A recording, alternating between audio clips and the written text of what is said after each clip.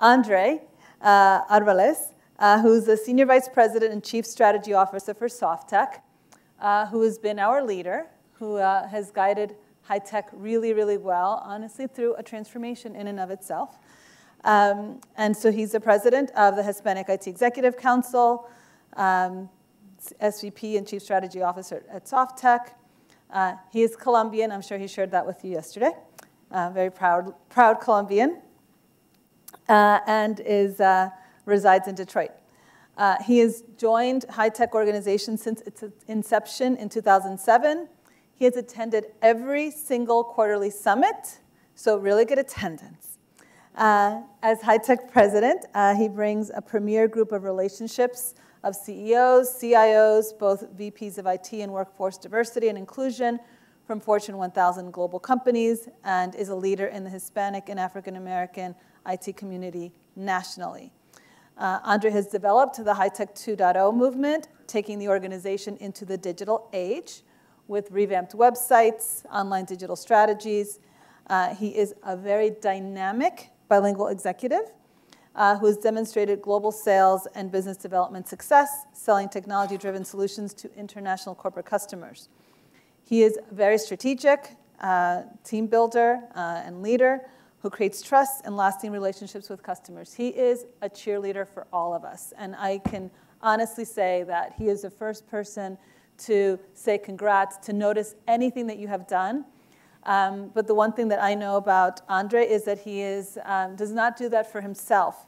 So I want to recognize that he very recently received great recognition himself by Latino Leaders magazine, who named him one of the 101 most influential Latinos of 2017. So congrats, Andre. And he is going to lead the next panel discussion. All right, thank you.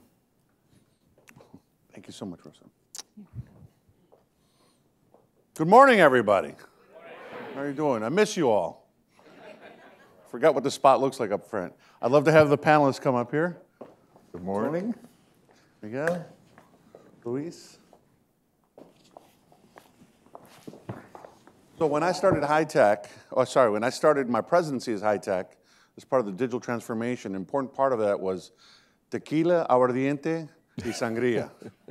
So that was an important part of fueling up our spirit at HITEC. Very honored to host this session here today because it's a unique situation when we were able to have a federal CIO, a country/state / territory CIO, and then a city CIO. So we have the whole gambit here. So I'll introduce to you Tony Scott, well known in the HITEC family as Antonio. He's definitely an honorable Latino. Tony's been engaged with us right from the very beginning when he was the federal CIO of the United States of America. And formerly, just to give an impressive credentials on him, formerly he was a CTO of General Motors, CIO of Walt Disney Company, CIO of Microsoft, CIO of VMware, and then when President Obama tapped him on the shoulders and said, we'd love for you to join the administration, he was a very welcome addition to the family. Then in the middle you have Miguel Gamino, Jr., who is an incredible entrepreneur and leader in the community. Miguel, just to give you a little background, is officially the Chief Technology Officer for the City of New York, reporting to Mayor Bill de Blasio. As CTO, he's led major technology initiatives for the city, including developing a meaningful and innovative smart city and Internet of Things strategy in collaboration with city agencies and departments. He's leading the city's broadband program with agencies, private industry, and academia aimed at fulfilling Mayor de Blasio's promise to provide every New Yorker and New York City business access to affordable, reliable, high-speed broadband service for all of New York by 2025. Previous to that, Miguel was a CIO of San Francisco. And that's where we came into knowledge. And talk about the HITEC family. It was Guillermo Diaz Jr., the CIO of Cisco, that says, hey, you need to meet this cool cat. Get your butt up to San Francisco and let's meet. And I reached out to Miguel, and he said, absolutely, come on up. And we had a great discussion, and he's been, a big member of the HITEC family ever since. And then we have the CIO of Government of Puerto Rico, Luis Arracho Gonzalez. Luis is a CIO for the Government of Puerto Rico, where he studied computer science at the Inter-American University of Puerto Rico, and he's certified professional in big data and analytics and in streams computing. He's got 20 years of computing, of professional experience in the field of informatics, software development, cloud computing, infrastructure, and cybersecurity. Incredible leaders we have here, so I'm going to ask a series of questions to them, but please raise your hand because we do want to have this to be an engaging conversation with these three great leaders. So let me start here with Luis here to my immediate left. Luis, you worked in the private sector, as all of you have. Tell us what your first experience is now going into the public sector. It was really hard. The experience was the beginning was a shock. Government needs transformation. All the process, all the procedures, the bureaucracy. We need to cut the red tape. Definitely, it was a great shock when I got even the talent. We didn't have the talent. So the first thing that I did, I appointed developers at CIOs of some of the agencies, so I could bring them to my teams. I hired hackers to deal with the cybersecurity incidents that we had at the Department of Treasury. And we implemented different stuff inside the agencies to transform the way we do government. We have done major changes in the way we communicate. We are using a lot of instant messaging. My Telegram is about to explode sometimes because we do a lot of instant communication with the teams and even the agency heads and the governor. We rely a lot on those platforms. So that's the way that we have been changing the way we do government and the way we communicate in government and leveraging those technologies to do a better, agile, and lean government. Wonderful. Miguel, you went from private sector, then CIO San Francisco, then a CTO at City of New York. How has that experience been? And can you share for the crowd that emotion when you're sitting there at your office and you hear it's the mayor of New York City calling you? Yeah, he calls me on Sundays. They all do. Yeah. So it's usually me sitting there finally decompressing in front of the TV for a minute, and then the boss calls. No, I think so. So my experience was really interesting because I went as a startup entrepreneur. I was also I was a bootstrap entrepreneur, so I didn't even have VCs or a board or anything to report to. So I went from one complete extreme of agility, autonomy, entrepreneurship, where I could literally make any decision I wanted without asking anybody's permission, to the polar opposite of that. I got asked to kind of do my civic duty in my hometown in El Paso first, and I was the CIO of El Paso, and turned that IT department around. So for me, it was just to be really honest, I went into it just thinking it was a project. I was here to fix the IT department, do my service, and then I was going to be gone. And so I was on what I jokingly call my public sector sabbatical. And now, almost 7 years later, I'm still on that public service sabbatical, because you do really get drawn into the mission and purpose of public service. And I think the thing that has struck me personally the most is that from the outside looking in, particularly the startup or the entrepreneurial segment of the private sector, it's really easy to look at the government and say, oh, gee, if you would just get rid of that bureaucracy, everything would run smooth. Well, guess what? Large organizations, Tony could speak to this, I'm sure, have all sorts of politics and bureaucracy too. So it's not, number one, it's not unique to government. It's I think a consequence of getting really big.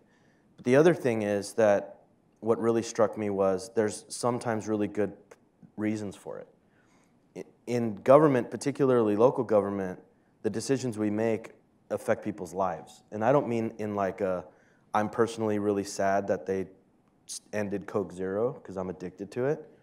So that affects my life, but not the same way that a bad decision at NYPD would, right? We have, in the government, we have the authority to take people's freedoms away. We have the responsibility to protect their life safety. And those decisions those sorts of decisions aren't, I think, good candidates for agile development. I don't think we want to get those things wrong and then try to figure that out because people's lives are really impacted. So the point of the story, I think, is I went in thinking like most, oh, I'm just gonna like do what I do in the private sector and just blow this out and do away with the bureaucracy and show them how it's done. And I had a gut check and recognized that those decisions that are on our plate are much more important than the ones that were on my plate as an entrepreneur and impact people in different ways. So I think I've come to respect the balance. It doesn't mean I'm cool with bureaucracy for bureaucracy's sake, but I do think we have to be very mindful of the realities of it. And so what I say is like we have to be responsibly scrappy. Like we've got to push when we can, but recognize when we need to be thoughtful in how we try to advance things. Great, great. And Tony, you came from some of the world's biggest brands, most successful companies, and then you run into the federal government. Tell us about that experience when you got there in February and how you've dealt with it and some of the things that I know, because every time I come see you, it's always you're preparing to go to testify to the Senate or Congress or work a process. Can you share some of that with the audience? Yeah, so, well, I want to pick up on one of the things that you talked about, which is when you're at that level in the federal government, there's a lot of different equities and things that have to be considered in sort of any decision that you make. And that's the thing that struck me the most coming in. I made the assumption, a different assumption that a lot of people, I think, may assume that I was working in the Obama administration, in the executive branch, and with a bunch of other political appointees in various roles. And you would assume that this is a team that would be highly aligned in terms of philosophy and approach and so on. Unlike, now we know, what Congress looks like and we know, other parts, but you would think in the executive branch with political appointees, this would be a highly aligned, organization. And I'd worked in the corporate environment where we were used to having big debates about strategy and things that we should go do. So I thought, boy, this is going to be wonderful. Everybody will be, sort of highly aligned. And what I discovered was an interesting thing, is that people still protect their equities or have different points of view that even if you agree on the long-term goal, how you get there and in what time frame and a whole bunch of other things like that are still really debatable sorts of subjects. And so as I got there and we started launching some of the things that we wanted to do, I was unprepared for the intensity of the debate among our friends, much less the people who might not necessarily agree. And so it took a little while to get used to that. But what I realized was that the debate is really important because it brought out things that you wouldn't have thought about otherwise. And I'll give you just one example. When the San Bernardino terrorist attack occurred, and there was an iPhone that they thought could be accessed if there was just a back door available to get at this phone. President Obama came to we had something called the Tech Policy Task Force, and asked us to think about this problem and make a policy recommendation on whether there should be, or the government should encourage the use of backdoors or or not? And so we had a really intense debate about that within the Tech Policy Task Force.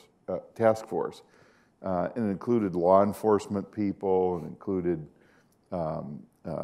smart technology folks, and so on. Ultimately, we ended up recommending as a policy that the government should not encourage backdoors. And the reasons, would take another hour or two to talk about. But during that experience, it made me realize the importance of having those conversations and considering all of the implications. And in the end, we made that recommendation, and we actually, underlying that, think that it'll make law enforcement actually better if there's no back door. So I can go into that later. But it's things like that that made me both appreciate the opportunity to work on hard problems like that, but also the powerful role that government can play in some of these, really important future-facing problems that we're going to have as a society. As a follow-up to that, and I'll ask this down the line, because each of you work and serve, say, under the will of a political, a politician that has to get voted in. And some of you worked on some of the campaigns, Luis, I know you have, and so forth. How is it when you're a leader that you're going, okay, I'm working within a certain time window, I think, unless they run, how does that affect your decisions, or you just have heads down? How does that work? And Tony, I'll start with you and we'll come back this way. Well, it was one of the reasons I wasn't interested in taking the job in the first place is I knew it was the last 2 years of President Obama's term, and I thought, oh, lame duck president, opposite party in control of both the House and the Senate. This is just not going to be a fruitful time. But smarter people than I convinced me that actually during the last part of an administration, when you're not running again, you can actually get a lot done. And it turned out to be absolutely the case. So I think, for me, it was kind of a eye-opener in terms of that experience. But I also saw the flip side. One of the things that we had as a government initiative was to close data centers and reduce our footprint. And I had to go testify in front of Congress every year in terms of how we were doing on that data center closure initiative. And I remember distinctly a congressman just beating the hell out of me in a testimony about not getting the data centers closed, and you guys are dragging your feet and blah, blah, blah, blah. The next day I was in his office because we had proposed to close the data center in his district. He didn't like that one so much. Thought we should close it in somebody else's district. So there was the public theater, and then there was the behind the scenes theater, and that's politics, Miguel? Yeah, I didn't realize this as it was happening to me, but when I looked back, each time I joined the administration, I joined in the re-election cycle. So I guess I'm just either not paying attention or I am a masochist. Maybe a little bit of both. So I experienced that re-election tension that happens in all three cities, in El Paso, San Francisco. We got Ed Lee reelected, and in New York, de Blasio is hopefully going to be reelected in November for any of you New Yorkers. So for me, truthfully, it's liberating because, and we've talked about this, I enjoy the finite duration because in all cases I go in very openly saying, I'm not here for the pension. I'm not going to be here for very long. And I use that to create a sense of urgency. I think if you're not careful with it, it can be used as just wait him or her out because he or she will be gone in a certain period of time. But if you have the I don't know if it's charisma, attitude, culture, whatever it is, that you can get the troops rallied around that deadline, then it's amazing how you can generate a lot of momentum and a lot of energy because they know that there's a finite period of time. So even if or when de Blasio gets reelected and we have a fresh 4, that's still only 4. And we still need to think about it in terms of we only have, we are in, like as we discussed, in this really important role, not just in the country, but on earth when it comes to the technology. And we've only got a few years to make our mark. So don't call in sick, don't take vacation, get your ass to the office and let's do some good stuff because we're only gifted a certain short period of time to do it. Whereas in my startup days, we had a sense of urgency for a different reason. We were like, it was more of like competing with someone and trying to get a customer or trying to capture market share or whatever. But the duration was fairly infinite unless you were like targeting a liquidity event. And here I really like the fact that it's like, no, we are going to expire. And that the truth is it doesn't always happen. Sometimes, bureaucrats survive elected officials. They'll continue on. But I don't like that narrative. I like the narrative of they're gonna pack up our stuff in X days, and let's start counting them down and make every minute matter because we only have a certain number of them. Luis, how's it been for Puerto Rico? Well, just like Miguel said, we had an expiration date set, so we started way over being at the office.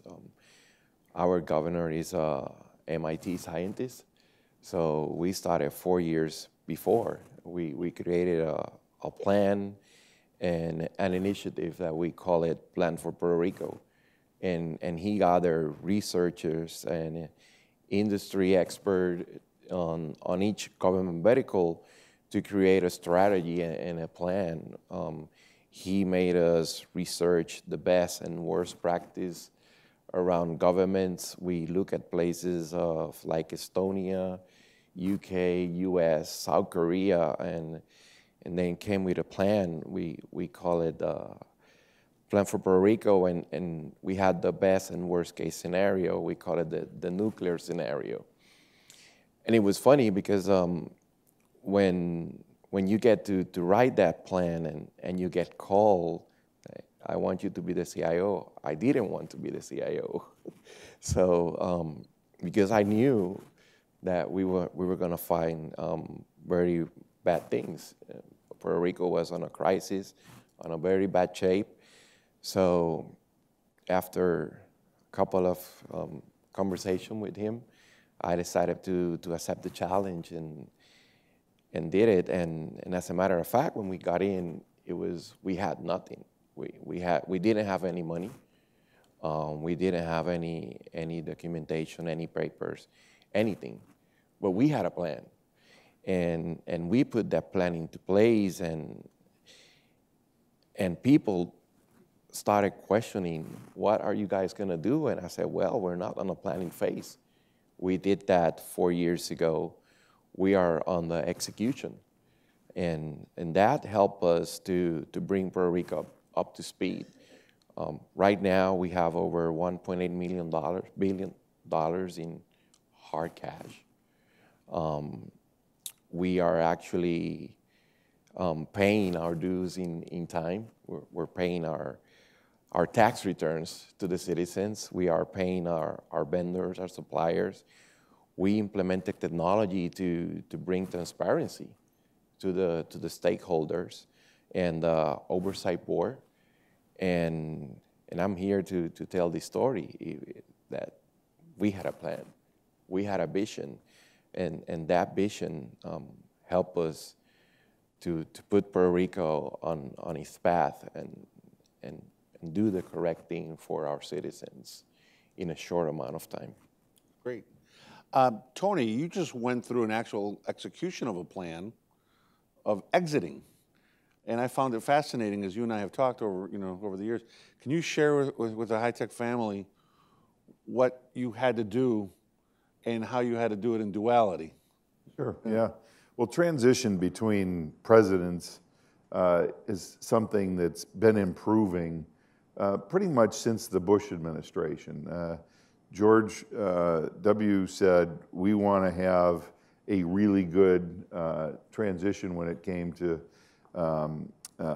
moving to President Obama. And President Obama said, we want to do it even better. So well before the election and even a year ahead, there were teams put in place that planned out the transition. And this is not just for IT, it's for all departments.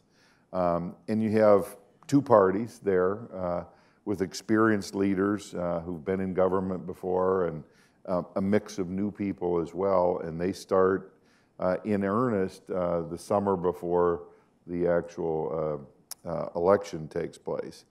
For my part, one of the things that I didn't have coming in and hadn't been a part of the prior transition was any kind of situational awareness document in terms of how IT was being run across the federal government. So I commissioned a team to, again, about 8 months before the transition, to comprehensively look at each agency and then collect themes across the federal agency. And so we produced, as a part of our transition, something called the State of IT report for the federal government. It's a couple hundred pages long, as you might guess, but it is the first thing that I know of its kind, and I've been in touch with the Trump administration, and they found it very useful, and they're actually executing a bunch of the recommendations that we made where we saw opportunities and things like that, and even accelerating a few of those things. So I think it was a useful exercise to do, and I hope that future administrations have the benefit of that kind of analysis. It's a weird thing.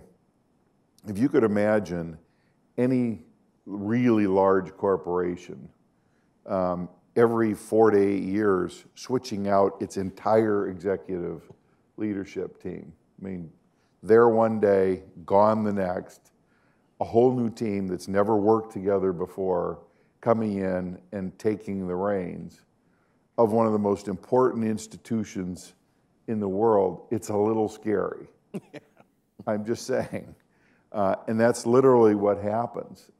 And so these transitions become really important. So in our case, we did some rehearsals of, really important things with both teams. And then once the election was decided, with the incoming team, to get them ready for what they were about to do. And it's like disaster recovery planning or business continuity planning. If you rehearse it and you go through it, you learn things that you don't want to experience in real life. And this takes on that same kind of atmosphere, actually. So it's a pretty important thing to do. Would it be fair to say in your last week as federal CIO, you worked harder than ever? Yeah, it was hard and easy at the same time. And also, it was joyful, but also you realize this is coming to an end. And no matter who comes in, it's going to be very different than it was. And so it felt to me like maybe when I graduated from high school or something, that you did what you could and you celebrate it, but there's no going back either. Life's going to continue on. Indeed. And one of the things when we talk about being leaders at the government level, the importance of diversity in that process. And I'm very proud. I at least have not been to your office yet, so I got to be invited to Puerto Rico. You're more than welcome in Puerto Rico. But when I first walked in Miguel's office in San Francisco, and I walk through a lot of corporate offices, I do the smell test. Is the Department of Technology diverse? And I can say, walking into your office in San Francisco, it was immediately very diverse. I saw African Americans, Hispanics, Asians. It was just, that's what, I was so proud to see that. So it's important to see that our leaders don't just talk the talk, they walk the walk. Tony, had people on his staff. He had Mexicans, Colombians, and incredibly bright young people. So he was also doing that at the federal level. So I'm sure everybody there with you is Boricua. So I have a question for you, though, Andre. I realized, I know you're Colombian. I live in the District of Columbia now. Can I be called a Colombian now? I qualify? Fun. Great. Great. Alberto, we have a question over here. Yeah. Okay, now. Great. Hey, this is fascinating. Thank you very much for sharing your experiences. So 2 questions. At the board level, we usually discuss, how do we get our own members to eventually aspire to be a CIO. And also, more importantly, some people that have the calling, like the 3 of you have had to serve your government. What is the roadmap of our members to become a CIO either in the federal government, which probably be the most opportunistic one. In a city, there's only one position and it's harder. But Tony, given that you were probably the coordinating party in trying to recruit, because there's, with the change, it doesn't just happen in the White House, but there's a lot of other agencies and departments that actually go and recruit again. So the question number 1 is, how do you suggest people that are interested, doesn't matter when, it's for the future, how do they get into one of those positions? And secondly, be careful what you ask for, because it's different. I think what I heard from all of you saying, look, I had a lot of latitude when I was in the private sector. Now I'm in the government. I need to work within the certain constraints and certain management style. So 2 questions. 1, how do you help the roadmap? How do I get to one of those roles? Secondly, be careful what you ask. Again, just repeating and reminding people, it's okay, but by the time you get in, these are the things you got to watch out. Well, and maybe I'll start. I think the nature of the CIO role has changed a bunch, even in the last 10 years.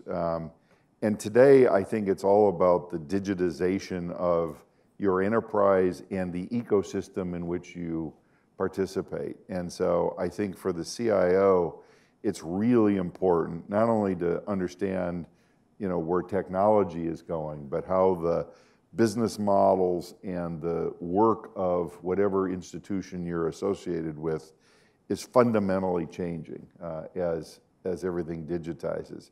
This is a relentless journey that we're on, and it's about changing the customer experience. It's about rich feedback that modifies the behavior of the organization. It's about efficiency in some respects. But I think today's successful CIO has to be much more in tune with and even in many cases helping drive that digital transformation. When I started, you just had to be good at putting technology pieces together. But this now has become, I think, the big challenge. And then the second thing I would say is every job I've gotten recruited for or promoted into has scared the hell out of me to the degree where I thought, I've finally been promoted to my level of incompetence. I'm gonna flame out, and this is just gonna be a disaster kind of thing.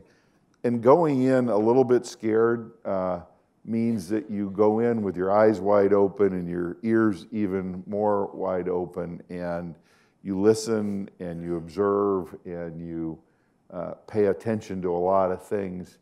And that's a great way to start, I think, any role, whether you're moving laterally or moving up. And so I would just offer that advice. Go in, a little scared, and you'll probably start off, pretty well.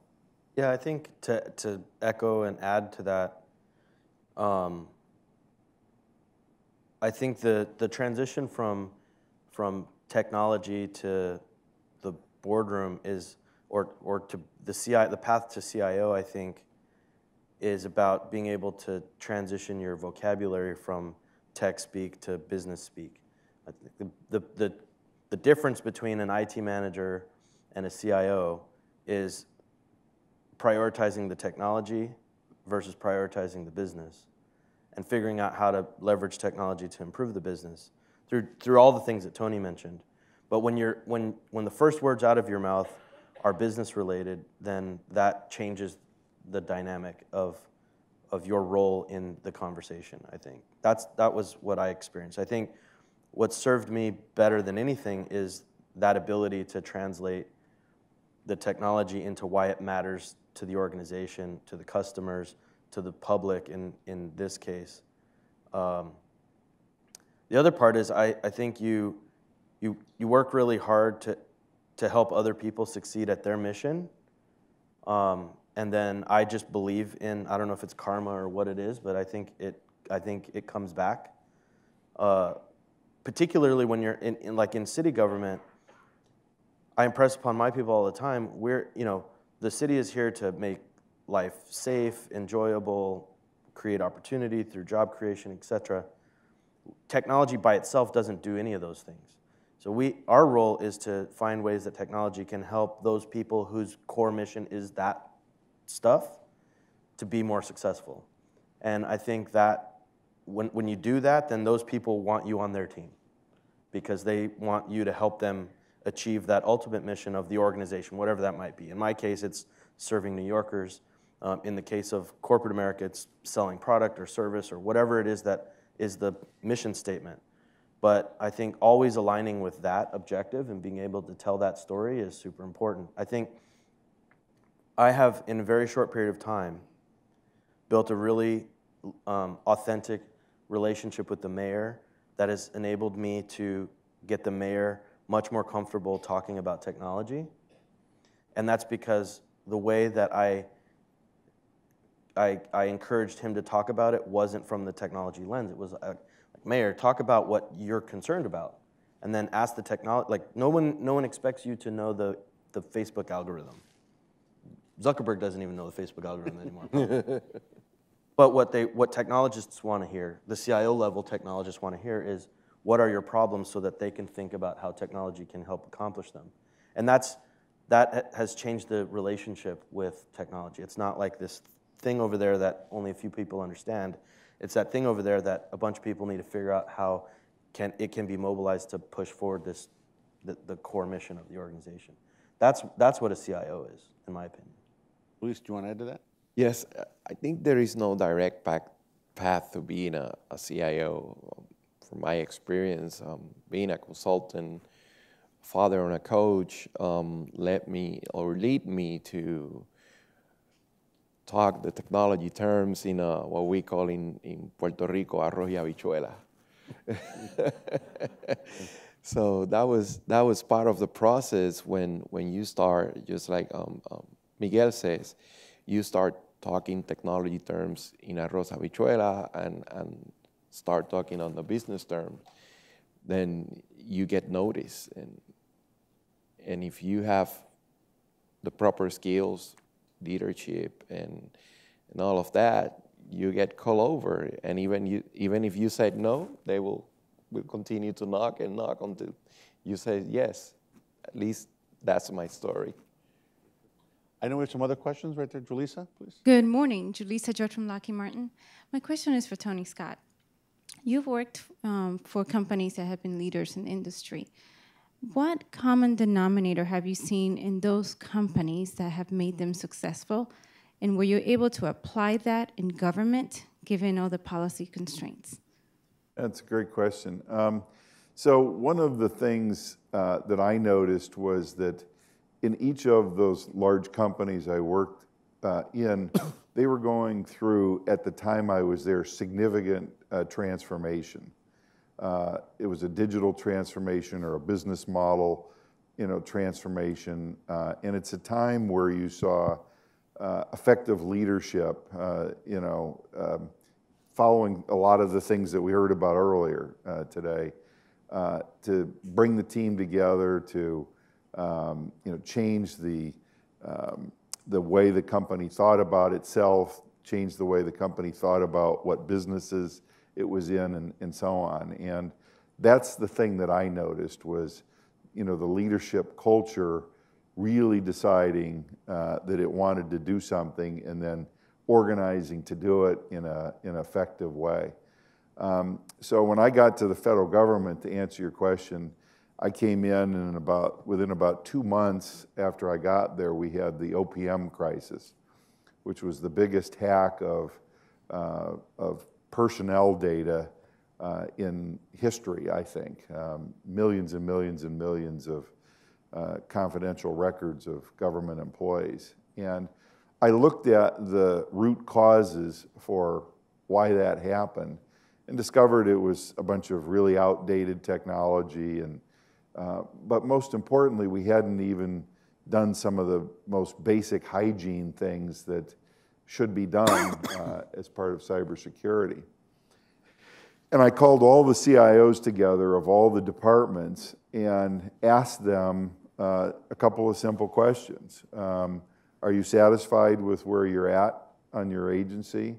And is there something we can do about it in the short run? And as a team, we agreed we could. We launched a 90-day cyber sprint, we called it, and agreed on some goals that we were going to hit.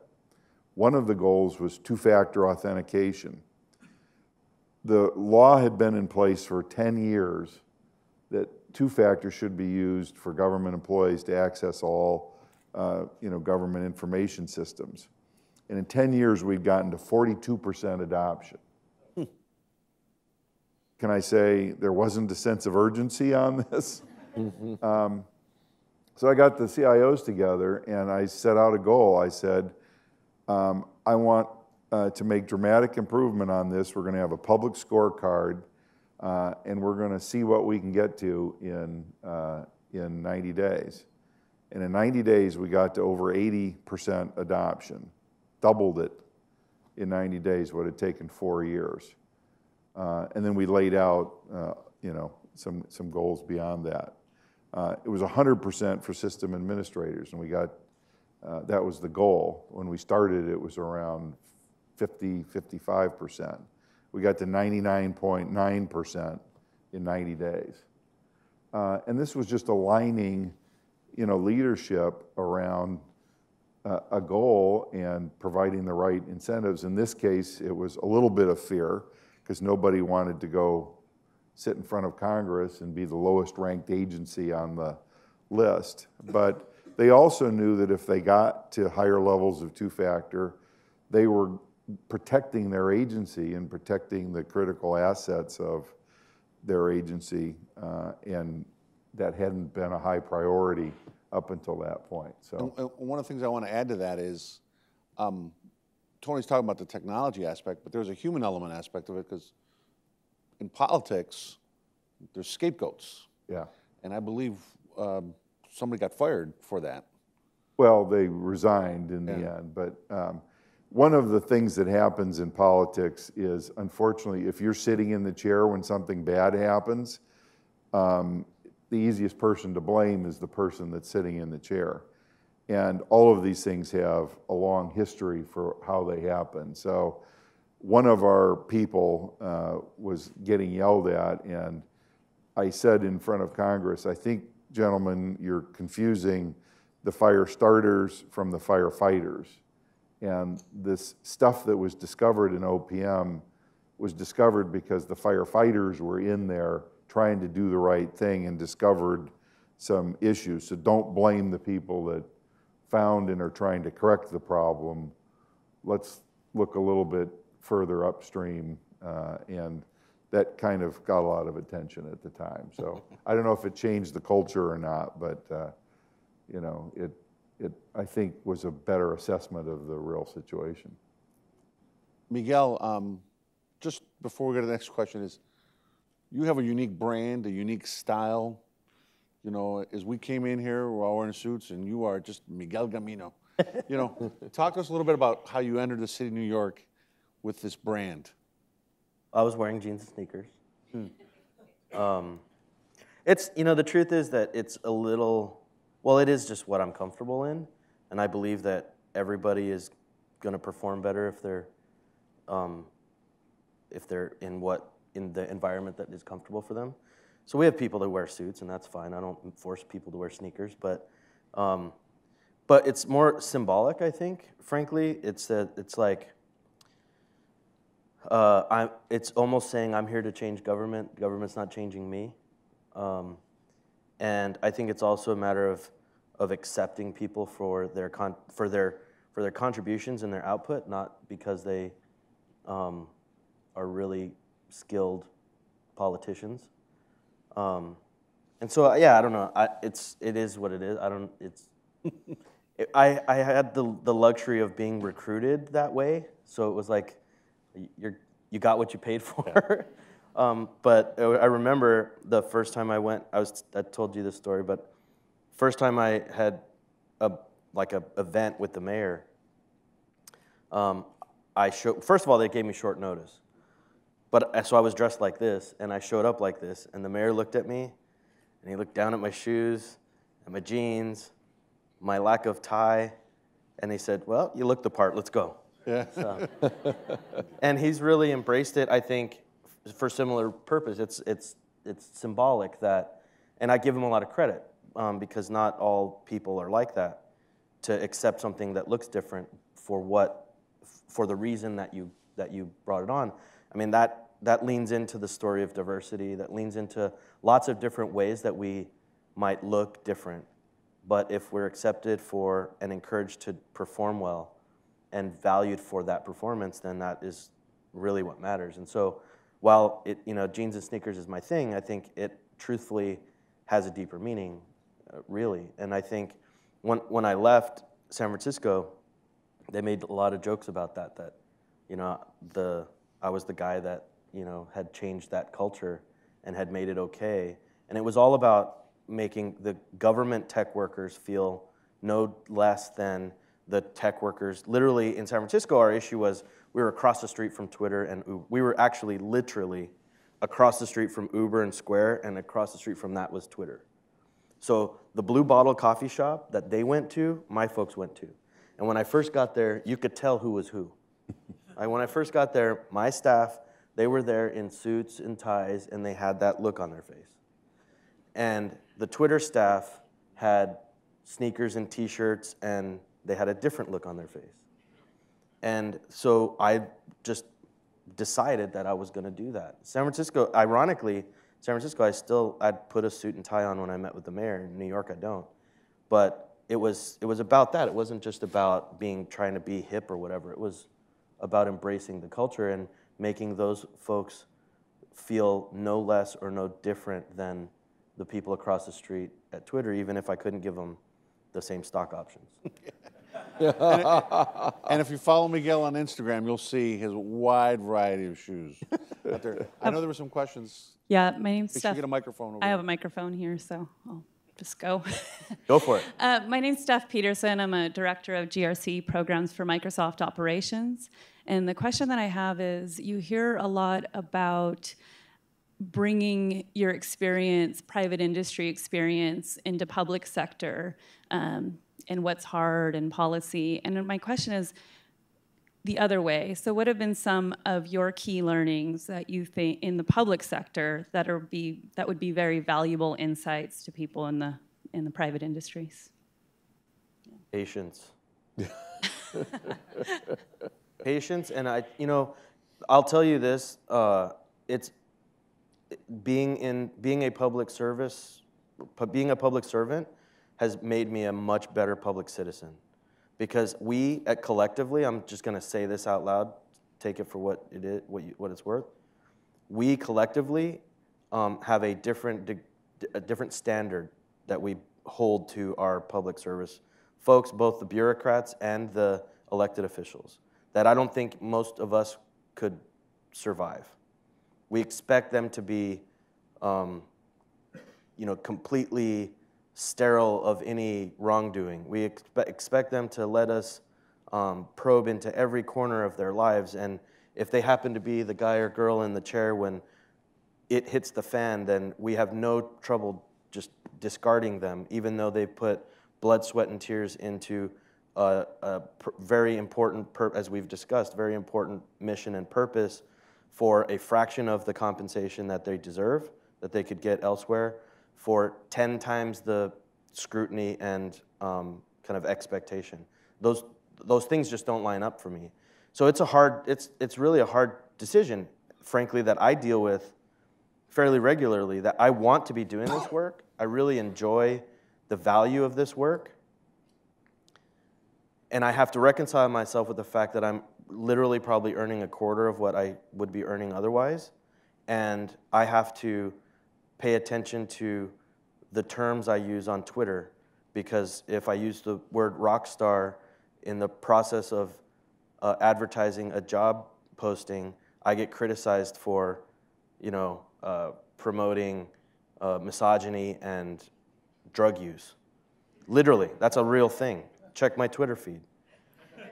So I think that it's made me a better, not just a better future entrepreneur or business person, like in that regard, but it's just made me a better citizen.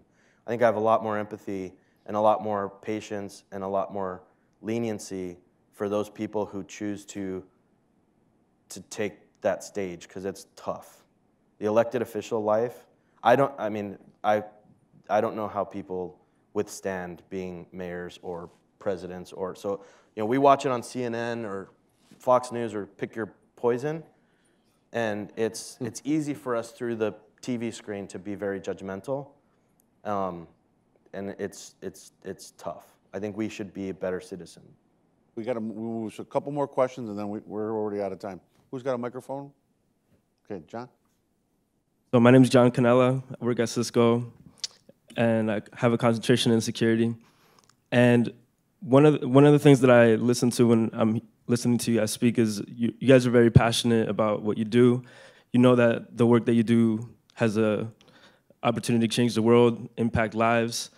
So when it comes to impacting lives and business and technology, what's your stance on net neutrality and the big topic that's coming on, where depending on how much you pay, let's say a cable company determines how successful you become, and the difficulty of startups that don't have the money to pay for a faster service, they can get left behind. What is your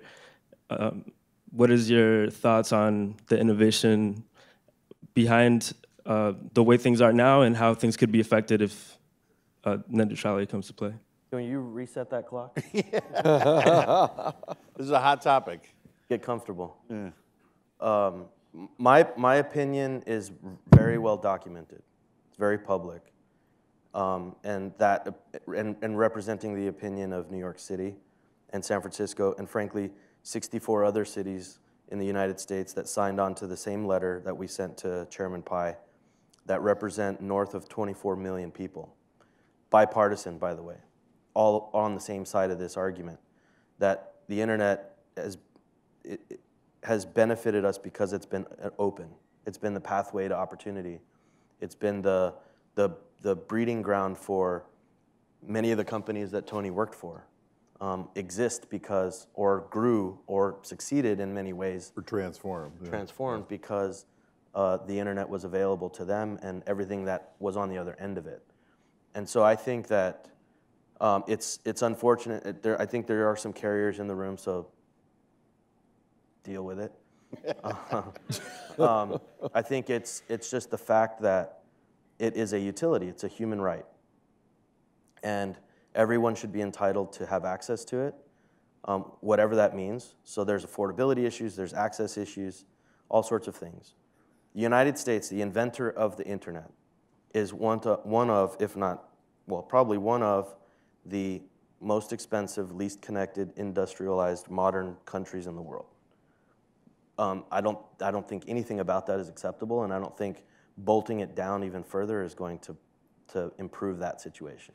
So I think not only does the internet need to be open to entrepreneurs and how they use it and to innovate and build new technologies, but I think we also need to take a really hard look at our delivery systems and how we are, or not, ensuring that everybody has access to affordable internet service. By the way, that minds their privacy. One of the pieces that keeps getting kind of lost in the The discussion is that the federal government also repealed privacy protections to the internet. So you are literally forced to choose. Sitting here today, you are forced to choose between your privacy and participating in modern society. That to me is completely unacceptable. And we've said so. You can check out my Medium blog posts. You can check out my Twitter feed. We have been, I think I'm very proud to work for a city and a mayor who has seen fit to support a very unambiguous stance and lead many, many cities, because I think that's like one of the responsibilities of a city like New York is to have the courage to stand in front of it. And we've done that, and we have, like I said, 64 cities signed on to a letter that we submitted representing over 24 million Americans. That's not insignificant. What he said.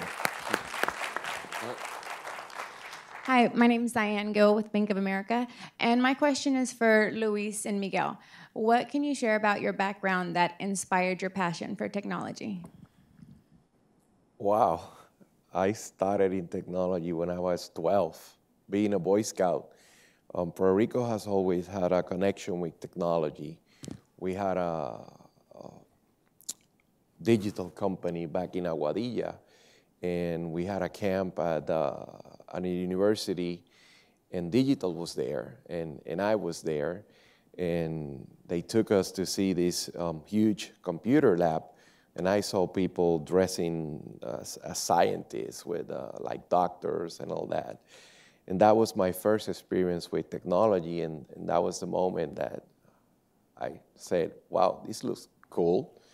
I wanna do that. And then I wanted to become a pilot. I couldn't do it, so I went again over to computers because they were connected. And that is the moment that I can say that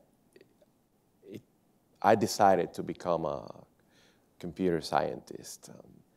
It was second nature to me at college. I started programming, and that is the passion, is because technology allows people to transform corporations, citizens, and people. You can transform a family just by connecting them to the network, to the internet. So that's why I'm so passionate about technology. So I don't have nearly as clear, I didn't have that kind of clear vision. So I came home from high school one time. I had my first computer programming class in high school. Was the most dreadful experience of my life. And I remember like it was yesterday coming home to my parents and saying, I don't know what I'm gonna be when I grow up, but I know it's gonna have nothing to do with that damn computer. True story. What turned it for me though was some of the people that Tony worked for, frankly. There was it was a time when people like Bill Gates and Michael Dell made it interesting and cool. Like they created the inspiration for me to reconsider it when I was going into college. And the reason that part of the story I wanted to tell is because I don't want to leave the next Miguel to that chance encounter with that pop culture inspiration that caused me to reconsider it as a career choice, that ended up having me found 2 tech companies and run technology for 3 cities so far.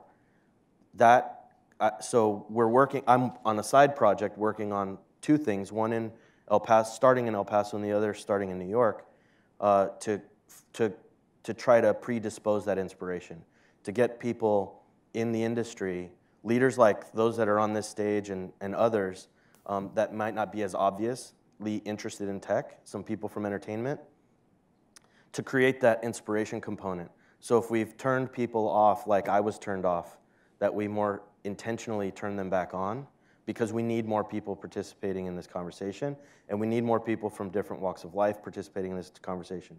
The only reason my office was so diverse was because those people opted in. They gave me the chance to hire them. I couldn't just go pluck people of different shapes and sizes off the street and then have an A-class technology team. Those people had to, at some point, choose to get in the pipeline to make it possible for us to hire a diverse workforce. So I think we can't leave that to chance the way we have historically. Tony, we're about to end. Do you want to just button it up and share your thoughts about what got you inspired? I think for me, I didn't intend to be in IT at all, but it was just seeing the possibilities of what could be done with technology, and somewhere along the way I realized it was this transformative power, and so I would say to any young person or anywhere in their career at this particular point, if you keep your eyes open and your ears open and consider the possibilities, there's a big tech component that's probably likely a part of that journey, and you can help make it happen, and it'll take you great places and meet wonderful people. And I can't think of any other career that I would pick today, knowing what I know now.